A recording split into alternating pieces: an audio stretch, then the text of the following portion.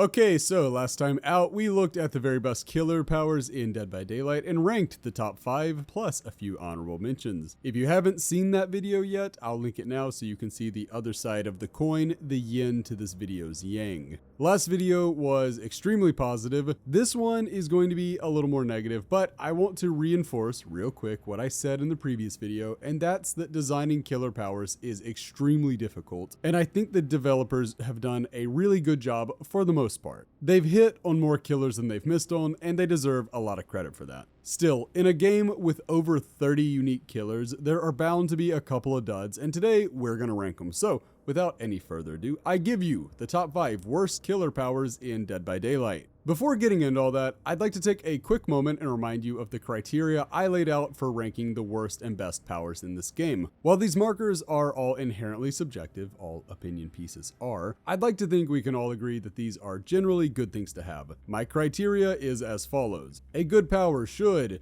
feel satisfying to use on the killer's end, allow for meaningful counterplay from survivors, possess a noticeable and substantive skill ceiling, and facilitate purposeful gameplay. Now that we've covered that, let's talk about the 5 worst powers in Dead by Daylight. But first, let's go over some honorable mentions, or in this case, dishonorable mentions. I want to start with the Trapper, a pick I'm sure will surprise at least some people. Trapper isn't excessively strong, so I'm certainly not docking his grade due to sour grapes, and to his credit, his power does allow for fairly high amounts of creativity. This is a killer that rewards character-specific knowledge over general game knowledge, which is something I always like to see. Knowing when and where to place traps to get maximum value out of them is a genuine skill, and as we've seen from that small up-and-coming YouTuber Atsdarva, peak Trapper gameplay is a sight to behold. All of that said, many players absolutely despise facing Trapper, and to me, it's a giant red flag when a killer is at the bottom of nearly every tier list, and somehow people still don't want to face him.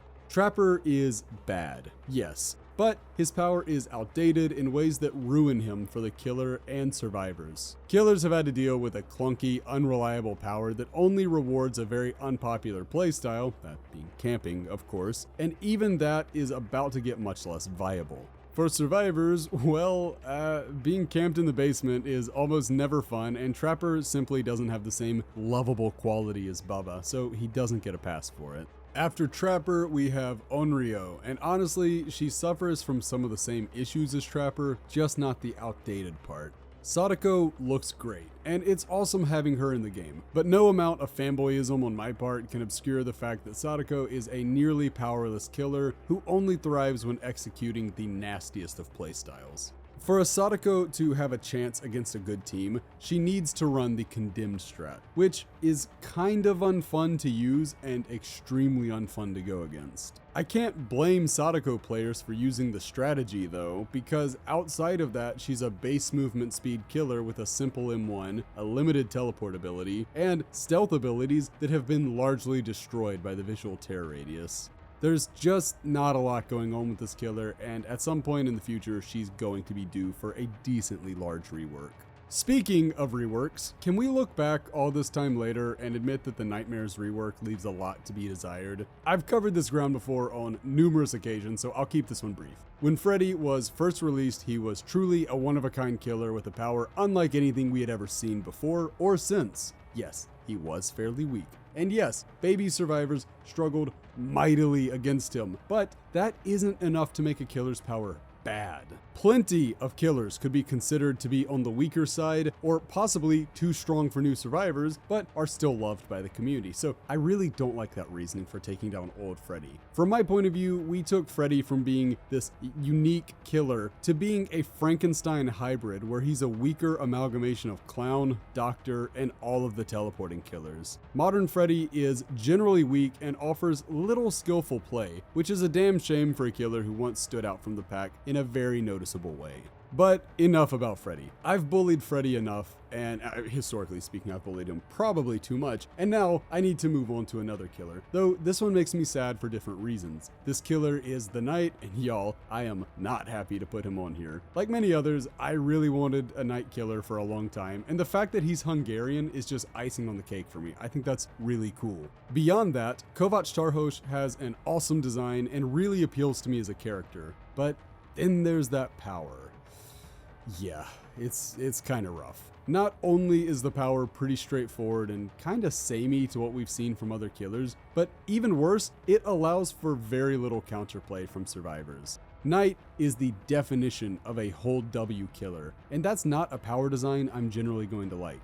By the way, shout out to artists who probably should have made this list, but I got a lot of comments on last video from people who said they really like her, so hey, you just missed it. Overall, Knight is aesthetically awesome, fairly viable, and the ideas were there for an all-time great killer, but things just didn't quite work out in the end. I really like where the devs' heads were for this one, but the execution just could have been a lot better. And for the final dishonorable mention, we come to Trickster, a character that's no stranger to controversy, and one who you probably assumed would be at least somewhere on this list. Trickster is a tough cookie to crack, given that he's cut from the same cloth as Huntress, which you would think would make him at least, somewhat decently designed, but he's also simultaneously worse in nearly every way possible.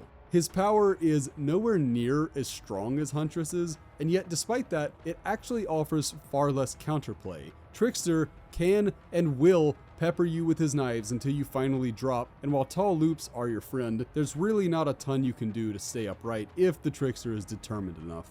Because of this, he's less viable for the killer player and less counterable for the survivor player. Then there's the issue of his main event power-up, which, if we're talking about powers, that has to be mentioned as one of the very worst ones in the game. Sure, there are times when you'll get it at just the right time, but those moments are rare enough that they don't really move the needle in a positive direction for him. Trickster has a very divisive but stirring look, and because of that, he does have his diehard fans. But you're likely to be hard-pressed to find anyone that truly loves his power and considers it to be anything other than mediocre. They like the character, not the power.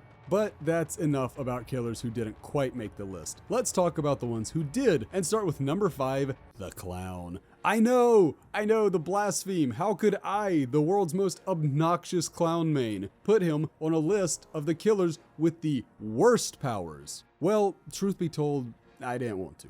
I would have loved to put him on the other list, the list of fun killers, but I just couldn't. Look at the criteria.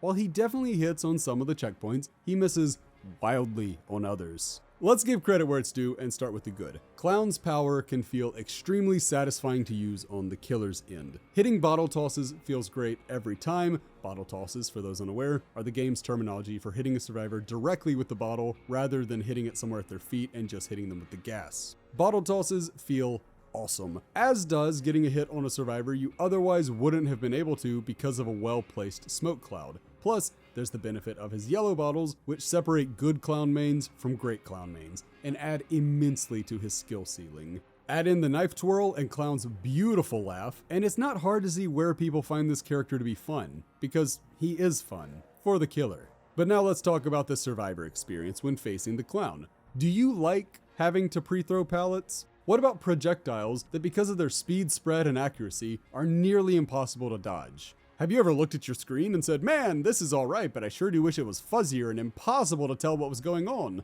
If all of these things sound kinda miserable, it's because they are. Clown is a real bastard in the lore, and damn it, he plays like it in the game. Above all else, his big issue is that he offers little to no counterplay outside of pre-throwing pallets. Sure, you could hypothetically find fun and excitement in trying to use his yellow bottles against him, but yellow bottles require brain cells, so most clown mains avoid them like the plague.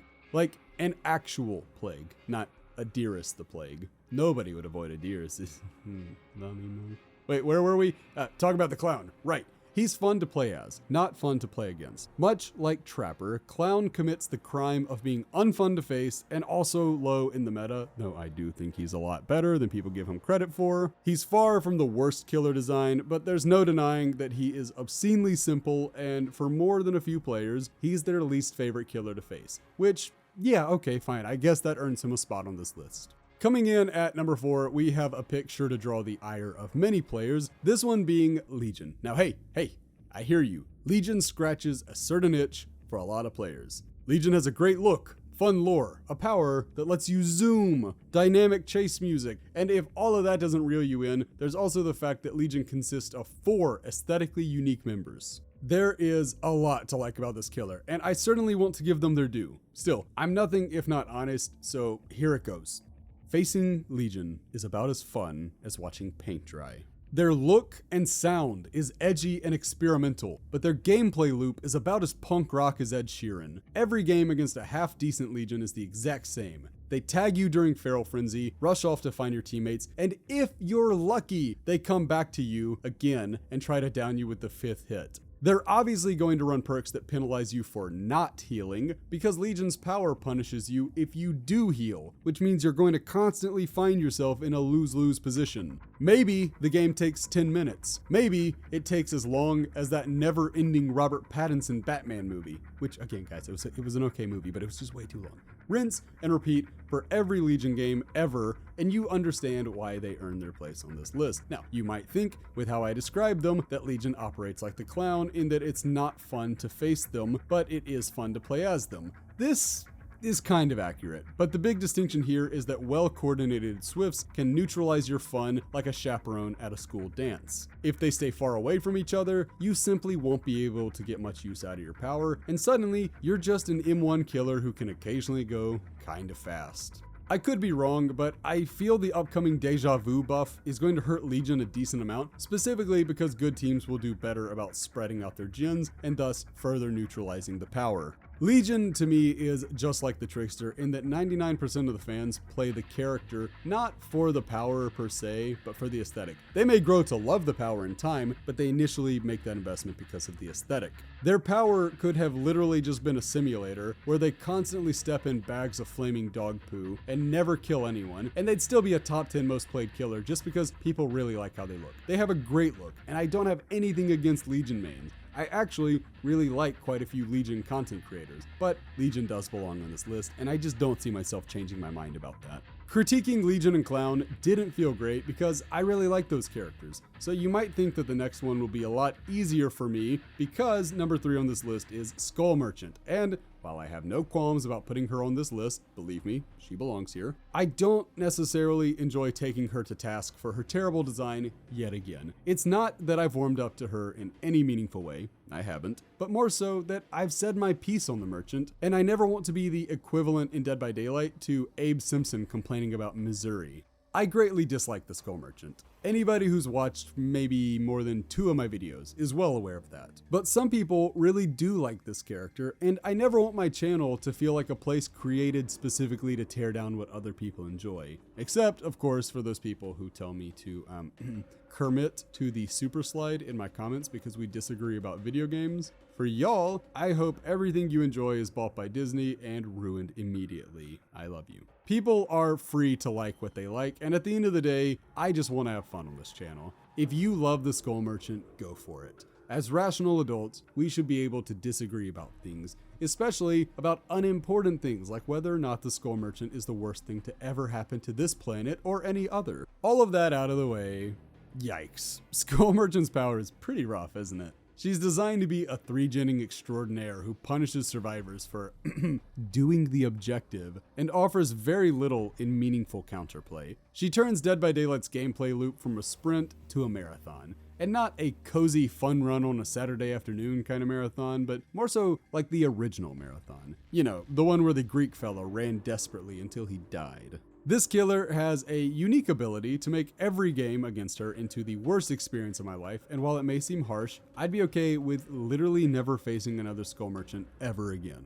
I enjoy very little about facing this killer, and something tells me I'm not alone in that feeling. In regards to my listed criteria, she fails pretty hard. I'll give the Merchant credit in that she does possess a fair amount of purposeful gameplay, largely in the fact that she is mostly a proactive rather than reactive killer, and because she offers a decent amount of meaningful decisions on a moment-to-moment basis. So, check 1 for the criteria, but she doesn't really do all that well the rest of the way. She's not all that satisfying to play as, given that her main appeal is just putting up drones that are either going to sit there kind of idly or get disposed of rather promptly. And while you could argue that it's satisfying to hit exposed survivors, and I'd agree to a certain extent, it does feel good to hit with them once you've kept them in your drones long enough and all that yada yada, but that's only part of the pie, so it's kind of more of a partial credit. It's not a big enough part of her kit that I'm actually going to give it a whole lot of props. The big issues with the Skull Merchant, at least to me, the big issue is her lack of a skill ceiling and the lack of meaningful counterplay from the survivors.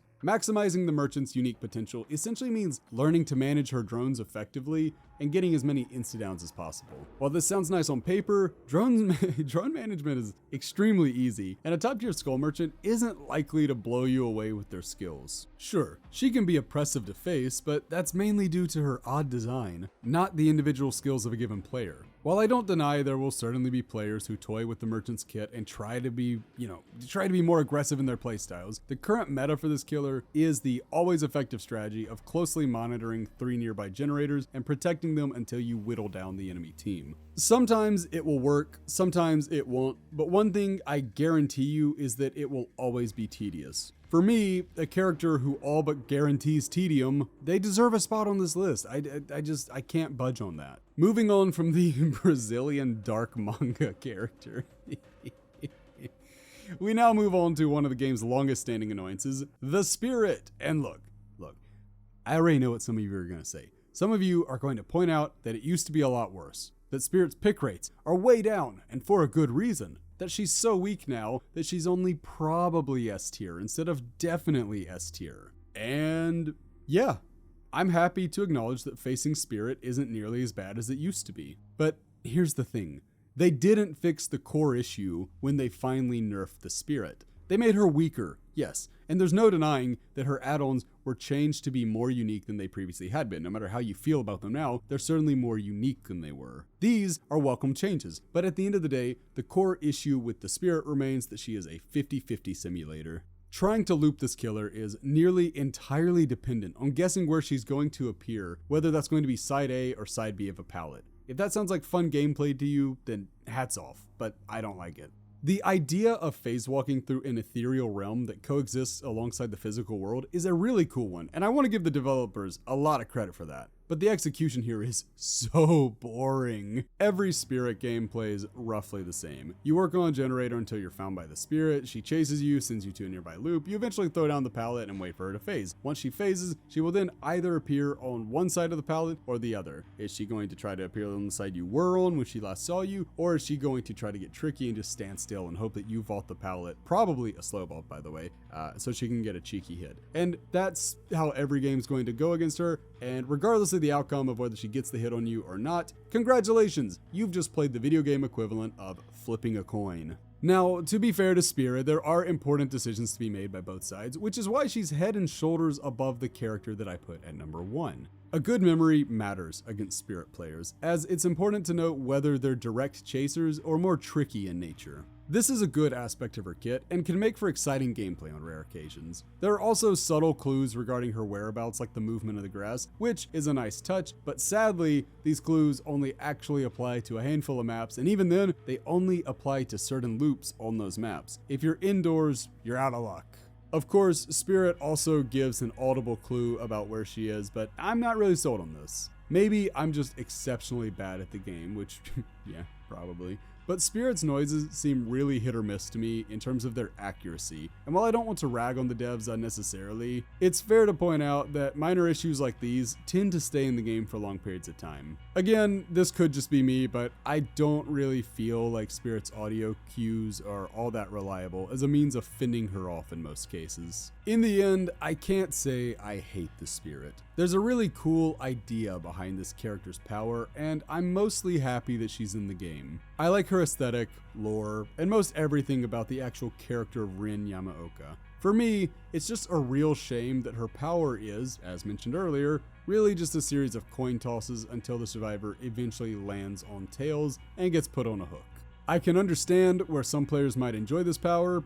After all, some people really like gambling, but it's certainly not for me. Okay, 4 down, 1 to go. Before we get into that, I'd just like to remind you that if you're enjoying this video, I would greatly appreciate it if you subscribed. We're on the road to 15K and your sub would mean a lot to me. Plus, if you really enjoy this content, please consider becoming a channel member. You get all the new videos at least several hours earlier before everyone else, and you make the food man very happy. No pressure either way, I think you're neat all the same. Oh, and if you're not enjoying this video, yeah, I don't know, send it to someone you hate. Maybe they'll hate it too. And yeah, we all win there, right? Now, with all of that out of the way, let's get on to number 1. And guys, everyone knows who this is going to be. When it comes to saying who has the worst power in all of Dead by Daylight, there's only one viable answer, and that is, of course, the Singularity. That's right, the new killer is stinky. New killer is bad. New killer poisoned our water supply, burned our crops, and delivered a plague unto our houses.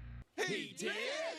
No, but how am I going to farm views for the new chapter without going negative? Okay, fine, I'll give you the actual answer. It's Nurse. Obviously, of course it's Nurse. Who else did you think it was going to be? No matter how much you hate the Hag or Knight or teammates who self-care in the corner, there's only one killer who breaks the game at a fundamental level, and that's Sally F. Them Loops Smithson. And don't bother with the argument that bad nurses are fun to face. You know who else is fun to face? Every other killer when the person controlling them is bad. Bad killer players make survivors feel like looping gods. And yeah, those games are about as good as DBD gets. But that's not a case in favor of a particular killer being well designed. It's a case in favor of the fact that sometimes DBD's terrible MMR leads to games that are really funny. Yes, bad nurses are amazing to face, but that will win her no sympathy points here. The simple fact is that a skilled nurse essentially ruins the game. She ignores the core mechanics of the game,